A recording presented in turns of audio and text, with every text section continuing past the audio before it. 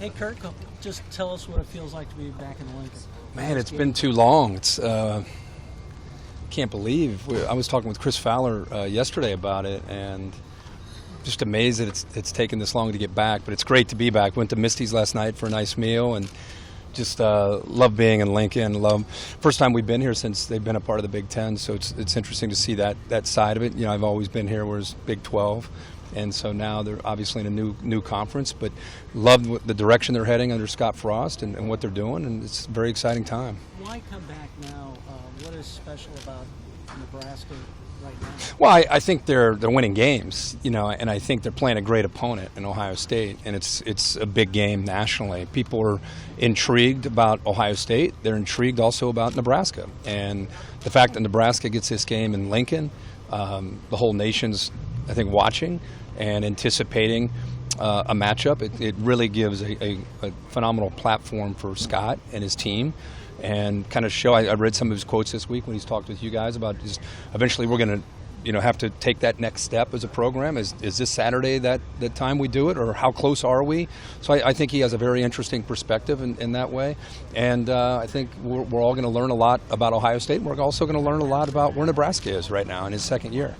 What's your favorite memory of Nebraska? My favorite memory for me personally actually was a game where Tom Osborne had retired, and the game was actually in Norman, but I just remember Dominic Raiola running on and off the sideline. I was standing right outside the team box of Nebraska's, and Tom Osborne, as a retired coach, was standing right next to me.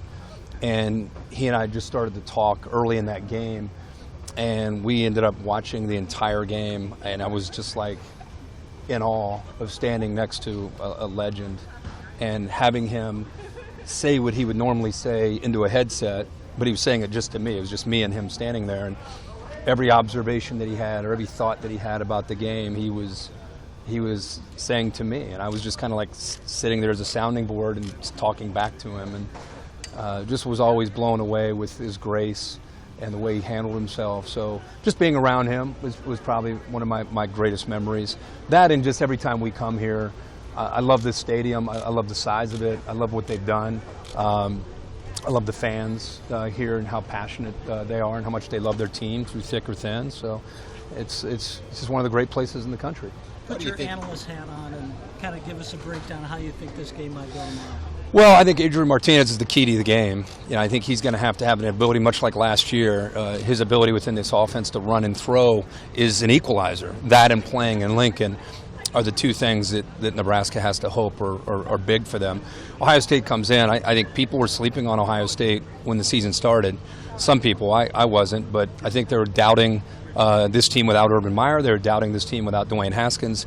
How could they function? And I think Ohio State internally has a major chip on their shoulder about trying to prove that they can play without Urban and without Dwayne Haskins. So I think you're going to face a very motivated Ohio State team, an incredibly athletic Ohio State team. It's incredible how they continue to send players to the NFL, and yet here comes the next wave of talent. So I think, in my opinion, Adrian Martinez, his ability to make plays and create those off-schedule plays will be big. This is year 9 in the Big Ten for Nebraska. Why do you think it's been a struggle for them to kind of catch on in this league? Well, I don't know if it's necessarily just been being in the Big Ten. I think it's trying to find the right coach, trying to find the guy that can get them back to who they used to be. When I started on the show in 1996, Nebraska was like an Alabama. I mean, they were either in the national championship or right there. And it's been a long time. In fact, we were standing on the Rose Bowl field when they walked off that field and lost to Miami in a devastating fashion in the 01 season. And since that game, if you go back and look at their seasons, they've won some games, 9 wins, 10 wins, but it just hasn't been able to be the same. And this guy, Scott Frost, is the right guy to bring that back. It's going to take some time to do it the right way, as you're seeing, because you got to change a culture. You got to teach them how to win. But I think that's the reason we have. That's the reason we've not yet really been able to identify why are they struggling in the Big Ten. To me, it's about getting the right coach, no matter what conference you're in, and they finally have that now with Scott Frost. What would a win like about Frost and his personality? Reminds me a lot of how he was as a player. You guys deal with him all the time, just no nonsense. I think players respond to that. I think they appreciate a coach that's been there and done it, a coach that probably is in the weight room working out, a coach that runs sprints. I just think he has a way of really being able to relate to the players. And I think he's very direct in the way he communicates. You pretty much know, here's the bar. If you get to the bar, you're good. If you don't, go back to work and try to get better. So I don't know, I really like that. I like that no-nonsense, chip on his shoulder approach to playing, and I also like it as a coach.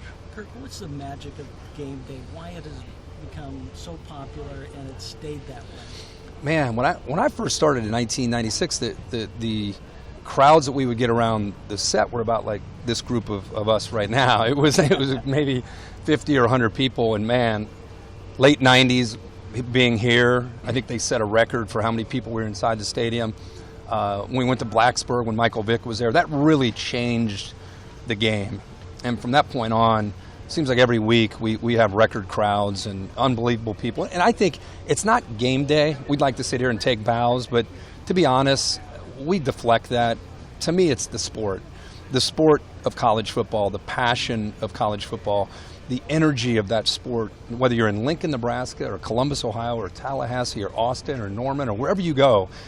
Man, people love this sport. And I think with the popularity of the sport growing year after year, I think we just happen to be kind of a conduit between the fans and the tailgates and the games. And so I think I give all the credit for College Game Day and the growth to, hopefully we do a good job, but I just think the fans and how much they love the game. Is it easier or harder to cover Ohio State? People always ask me that, especially Ohio State fans. You know, I played there. I was a captain there. I married a cheerleader who's from Ohio State. My dad was a captain at Ohio State. He coached with Woody Hayes. I don't know if you can become any more Ohio State than me. And yet, when I talk about the game, I just talk about the game. I don't go out of my way to say bad things about Ohio State. I don't go out of my way to say good things about Ohio State. When I'm doing a game or I'm analyzing, I just see teams. And Ohio State happens to be a team that I evaluate. And when I'm doing a game, it doesn't even cross my mind. A couple more guys. Nebraska's going to announce a new facility today. You've seen this about all over the country. What value do those kind of buildings have for programs, especially? I was just talking with the athletic director about that announcement, and it's funny. We were here in 2007. It was the last time I was here. In 2006, I think they just opened those facilities. So I remember, my thought is, man, look at this brand new facility. Like, so when I come back in 2019, I'm thinking the facilities are still really nice. And then he said, no, we're getting ready to announce a new facility. It just kind of tells you where we are in the arms race of big-time college football. They're huge because it shows recruits the commitment. It shows recruits also, by the way, get great value out of being able to utilize these facilities. It's not just like for recruits to see, there they are, isn't that great? Okay, now stay away, we're done, you're not allowed to use it. You get to use them. I mean, they're for you as a player. So I think the bigger and better these facilities are, I think the more it sends a message to players and the pride that it builds within the program about what you have to offer. Good or bad for college athletics? To me, it's great. I know there are a lot of people who think, why are they building all these new facilities? Why aren't they paying the players? I could stand here for 30 minutes and talk about my philosophy or thoughts on that. But I'm one of these guys as a former player.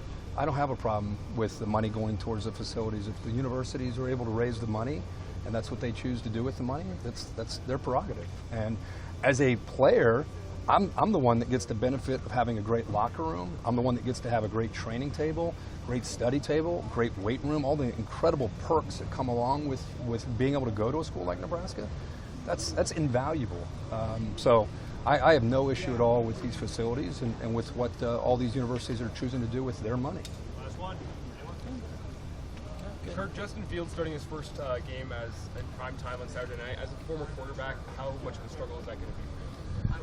I mean, time will tell. He's shown incredible poise the way he's played in these first 4 games. they were in Bloomington, really nothing like this. So I'm excited.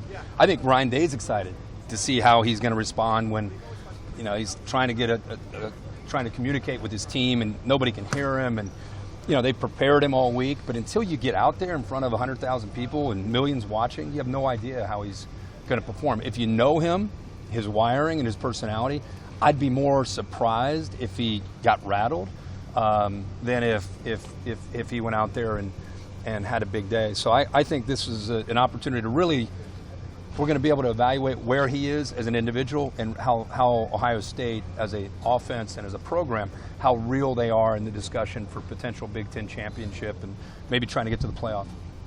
Thank you guys. All right.